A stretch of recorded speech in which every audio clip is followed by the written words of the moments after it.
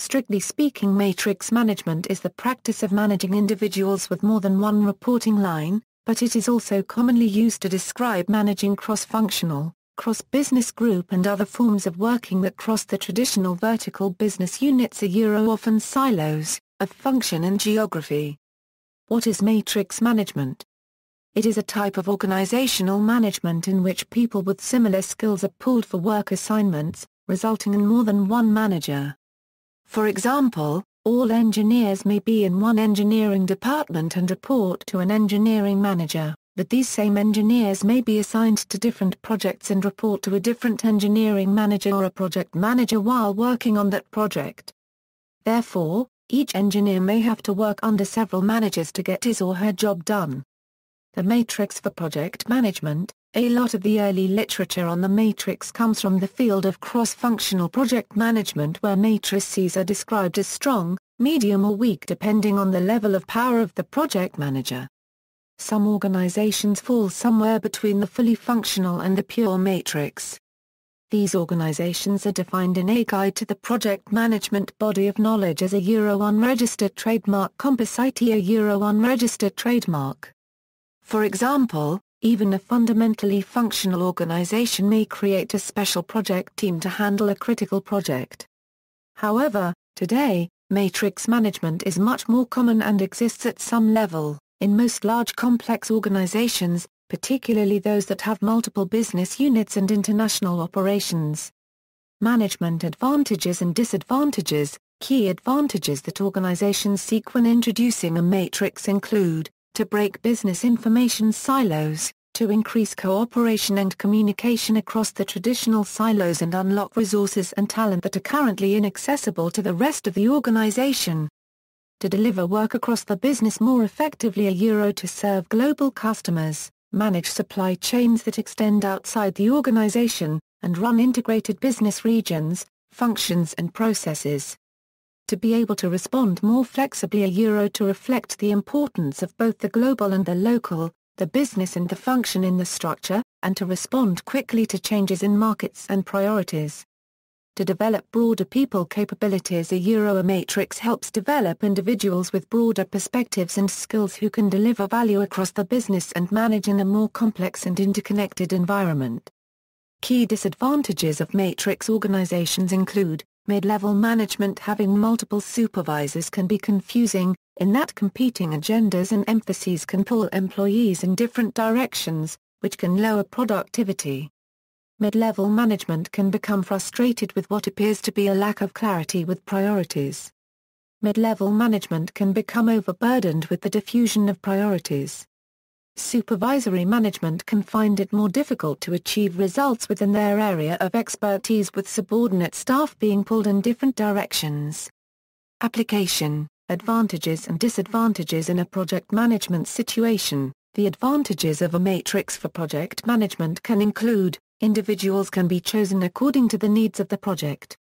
The use of a project team that is dynamic and able to view problems in a different way as specialists have been brought together in a new environment. Project managers are directly responsible for completing the project within a specific deadline and budget. The disadvantages for project management can include: a conflict of loyalty between line managers and project managers over the allocation of resources. Projects can be difficult to monitor if teams have a lot of independence. Costs can be increased if more managers are created through the use of project teams.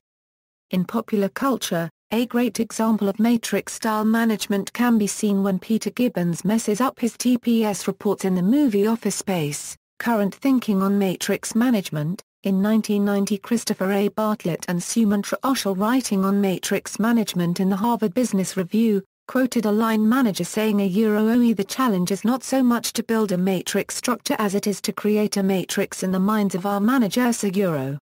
Despite this, most academic work has focused on structure, where most practitioners seem to struggle with the skills and behaviors needed to make matrix management a success. Most of the disadvantages are about the way people work together, not the structure.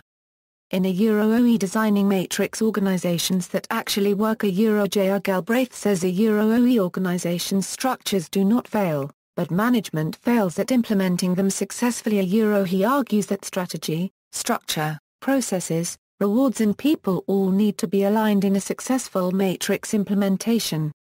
In a making the matrix work, how matrix managers engage people and cut through complexity.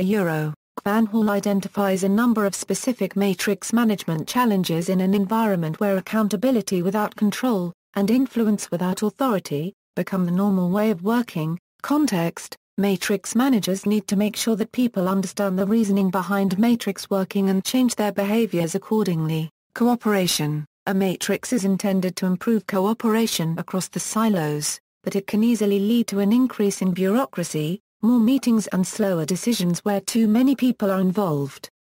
Control: in a matrix, managers are often dependent on strangers where they don't have direct control.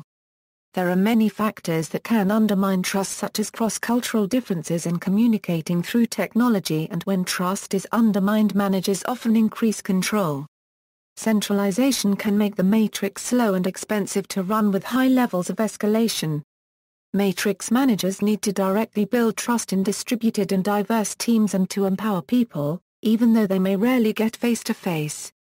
Community: the formal structure becomes less important to getting things done in a matrix, so managers need to focus on the soft structure of networks, communities, teams and groups that need to be set up and maintained to get things done.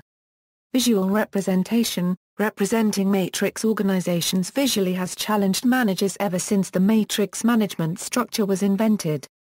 Most organizations use dotted lines to represent secondary relationships between people, and charting software such as Visio and Orgpla supports this approach.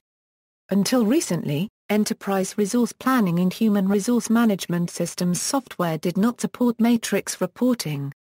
Late releases of SAP software support matrix reporting, and Oracle E-Business Suite can also be customized to store matrix information. Clarification: matrix management should not be confused with tight matrix. Tight matrix, or co-location, refers to locating offices for a project team in the same room, regardless of management structure. References. Further reading: R.J. Shepard. Mentoring Soft Boundaries for Management, Midas MDF 2007. 279-89, J.R. Galbraith. Designing Matrix Organizations That Actually Work, How IBM, Procter & Gamble and Others Design for Success. ISBN 0470316314, ISBN 978-0470316313. OE organization structure as a determinant of organizational performance, uncovering essential facets of organic and mechanistic structure. By Maunsur, Maisler, Barbuda, Kapusninu and Lodi.